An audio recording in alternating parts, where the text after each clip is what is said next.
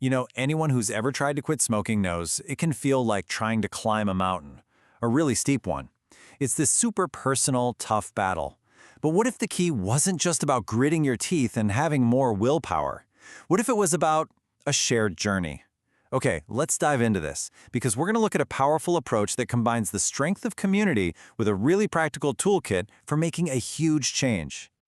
And that's the big question, isn't it? What if you didn't have to quit alone? For so many people, that feeling of isolation is the biggest wall they hit when they try to quit. So this is where we kind of flip the script. What actually happens when you swap that loneliness for real support? For people who actually get it, and for goals that you're all working towards together. And believe me, the struggle is absolutely real. This isn't about people not wanting to quit. Oh no. The truth is, most people who smoke have tried to stop, and not just once, but multiple times, using all sorts of different methods. It's a really common, incredibly difficult challenge, so it's not some kind of personal failure. Yeah? Quitting is way more than just a physical battle. It's a huge mental game. I mean, think about it. Stress hits, and what's the first thing your brain screams for? A cigarette. It's a classic trigger. On top of that, you're going through this thing that can feel so lonely. And then you've got the stigma. That judgment from people who just don't get it, which can make you just want to clam up and not talk about how hard it really is. So if being alone is a massive part of the problem, it just makes sense the community would be a massive part of the solution, right? In tapping into the power of a group, it's not just about sitting around and talking. It's about using these really powerful social and psychological forces to create some real, lasting change. And look, this isn't just a feel-good idea. We've got real data to back it up. Take this 2012 study of hospital staff, for example. After just 1 year of group therapy, a pretty amazing 133 out of 368 people had successfully quit. That's a success rate of over 36%. I mean, that's huge. It proves this model really works. This quote just nails it. The best part about being with a group is that you don't have to do everything alone. It's that simple but profound idea of a shared burden. Suddenly, you're surrounded by people who get it, who are facing the same daily battles, and who are all aiming for the same goal. You don't have to be the only one in the fight. So let's break down the benefits. What does this group model actually give you?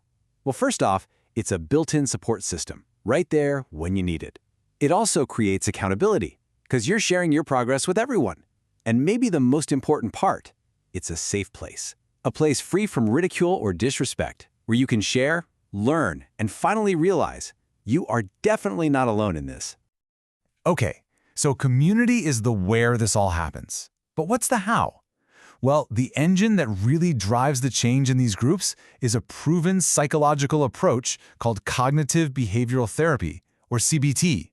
You can think of it like a practical toolkit for rewiring those old patterns. So cognitive behavioral therapy, or CBT, is all about understanding the super powerful link between what we think, how we feel, and then what we do. It's not about digging into your childhood or anything like that. It's a really practical, hands-on approach that's all about making changes right here in the now. And here's the core of it right here. It's this cycle. It all starts with a thought. Something like, ugh, I'll never be able to handle this stress without a cigarette. That thought immediately triggers a feeling, maybe anxiety or hopelessness. And that feeling, it leads straight to the behavior, reaching for a pack. What CBT does is it teaches you how to step in and break that cycle at any one of those points. And that's really the magic of it. By learning to challenge and reframe that negative thought, you can directly change how you feel and ultimately what you do. It gives the power back to you by showing you that you have way more control over this whole cycle than you probably thought. Okay, so let's see how this all comes together in a real program. The source material we looked at lays out a 6-week curriculum called Kick Ash, great name by the way, which gives people a structured path to build these new skills 1 week at a time. Now, this isn't some rigid, one-size-fits-all plan. It's a journey where you build skills. It starts with dreaming big, but then setting small, doable goals to build some momentum. Then you get into the good stuff, learning to manage your thoughts, your feelings, and your behaviors by spotting your triggers and finding new ways to cope. It all builds up to creating a solid plan for staying successful in the long run. So, beyond all the psychological tools, there's another incredible motivator, your own body. The physical benefits of quitting smoking. They aren't some far-off dream. They start happening almost instantly, which gives you this immediate positive feedback for all your hard work. Okay, get ready for this, because this timeline is just incredible. Look at this. Within 20 minutes of your last cigarette, your blood pressure and pulse are already dropping. Within 48 hours, your sense of taste and smell start coming back to life.